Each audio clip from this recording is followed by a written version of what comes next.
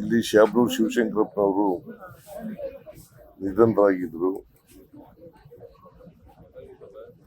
ಅವರ ಜಾಗಕ್ಕೆ ಅವರ ಮೊಮ್ಮಗ ಸಮರ್ಥ್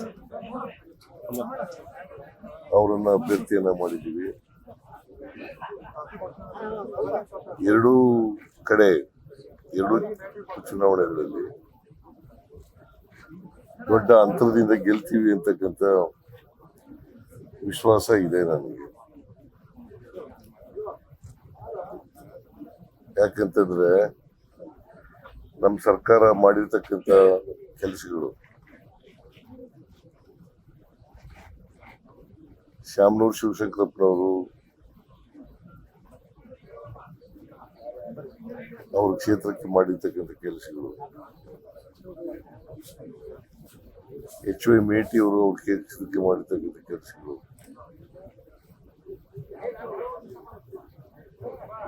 ಅವೆಲ್ಲವೂ ಕೂಡ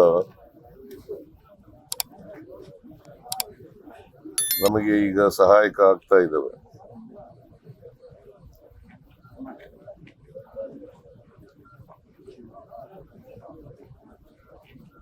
ಆಮೇಲೆ ನಮ್ಮ ಗ್ಯಾರಂಟಿ ಯೋಜನೆಗಳು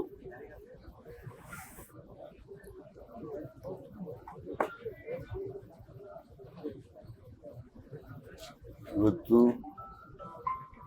ನಮ್ಮ ಸಹಾಯಕ್ಕೆ ಬರ್ತಾ ಇದ್ದಾವೆ. ಬಿಜೆಪಿಯವರು ಗ್ಯಾರಂಟಿ ಯೋಜನೆಗಳನ್ನ ವಿರೋಧ ಮಾಡ್ತಾ ಇದ್ರು.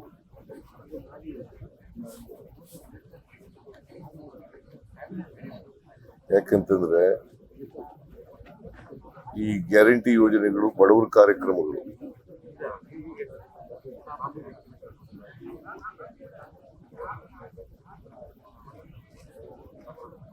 ಬಡವರ ಕಾರ್ಯಕ್ರಮಗಳನ್ನ ಯಾವಾಗಲೂ ವಿರೋಧ ಮಾಡ್ತಾರೆ ಅವರು. 535 ಕೋಟಿ 535 ಕೋಟಿ ಸೌತಿಗೆ ದಾವಣಗೆರೆ ದಕ್ಷಿಣ ಗ್ಯಾರಂಟಿ ಯೋಜನೆ ಒಟ್ಟು ಗ್ಯಾರಂಟಿ ಯೋಜನೆಗಳಿಗೆ ಇಲ್ಲಿವರೆಗೆ ಖರ್ಚು ಮಾಡಿರ್ತಕ್ಕಂಥ ಹಣ ಸುಮಾರು 1,31,000 ಕೋಟಿಗೂ ಹೆಚ್ಚು ಹಣ ಖರ್ಚು ಮಾಡಿದ್ದೀವಿ. ಬರೀ ದಾವಣಗೆರೆ ದಕ್ಷಿಣ ಕ್ಷೇತ್ರದಲ್ಲಿ 500 ಚಿಲ್ಲರೆ ಇಲ್ಲ 535 ಕೋಟಿ ರೂಪಾಯಿಗಳನ್ನ ಖರ್ಚು ಮಾಡಿದ್ದೀವಿ.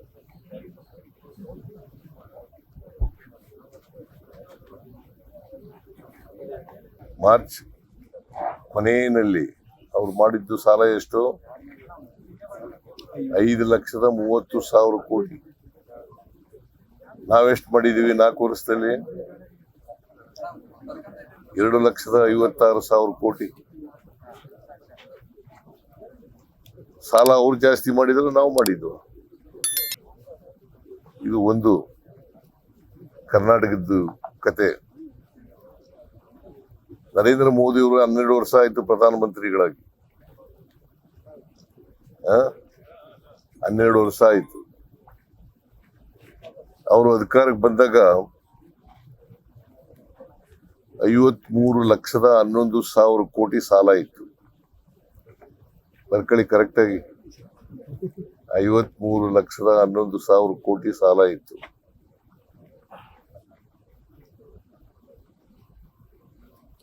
ಈಗ ಎಷ್ಟು ಸಾಲ ಇದೆ ಗೊತ್ತಾ ನಿಮ್ಗೆ? 218 ಲಕ್ಷ ಕೋಟಿ. ಅಂದ್ರೆ ಸ್ವಾತಂತ್ರ್ಯ ಬಂತವಿಂದ ಅಕ್ಯುಮುಲೇಟ್ ಆಗಿದ್ದಂತ ಸಾಲ 53,11,000 ಕೋಟಿ. ಇವರು 12 ವರ್ಷದಲ್ಲಿ 218 ಟೋಟಲ್ ಸಾಲ ಇರ್ತಕ್ಕಂಥದ್ದು ದೇಶದ ಮೇಲೆ 218 ಲಕ್ಷ. ಇವರು ನರೇಂದ್ರ ಮೋದಿ ಅವರು ಎಷ್ಟು ಮಾಡಿದ್ದಾರೆ ಅಂತಂದ್ರೆ 165 ಲಕ್ಷ ಕೋಟಿ. ಎಷ್ಟಾಯ್ತು ಸಾಲ? ಯಾರು ಮಾಡಿರೋದು ಜಾಸ್ತಿ? ಏನಂತ ಕರೆಯೋದು ನರೇಂದ್ರ ಮೋದಿ ಅವರಿಗೆ? ಏನಂತ ಕರಿಬೇಕ್ರಿ? ನೀವೇ ಹೇಳಿಯಪ್ಪ. ಇದು ನಿರ್ಮಲಾ ಸೀತಾರಾಮನ್ ಕೊಟ್ಟಿರ್ತಕ್ಕಂಥ ಬಜೆಟ್ನಲ್ಲಿ ಈ ಸಾರಿ ಹೇಳಿರ್ತಕ್ಕಂಥದ್ದನ್ನೇ ನಾನು ಹೇಳ್ತಾ ಇರೋದು. ಏನಂತ ಕರಿಬೇಕ್ರಿ? ಅದು ಒಂದಾಯ್ತಾ?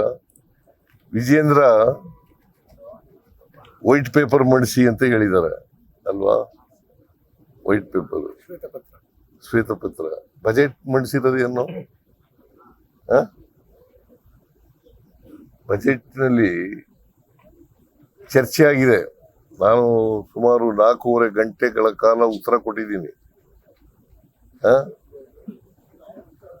ಅಶೋಕ್ ಅವರು 3 ಗಂಟೆ 6 ನಿಮಿಷ ಭಾಷಣ ಮಾಡಿದ್ದಾರೆ. ಇವರು ಮಾಡಿದ್ದಾರೆ, ವಿಜೇಂದ್ರ ಮಾಡಿದ್ದಾರೆ. ಉತ್ತರ ಕೊಟ್ಟಿದ್ದೀನಲ್ಲ, ಅಲ್ಲಿ ಎಲ್ಲ ವಿವರವಾಗಿ ಹೇಳಿದ್ದೀನಲ್ಲ. ಕರ್ನಾಟಕ ನ್ಯೂಸ್ ಬೀಟ್ ಫಾಲೋ ಮಾಡಿ, ಸಬ್ಸ್ಕ್ರೈಬ್ ಮಾಡಿ.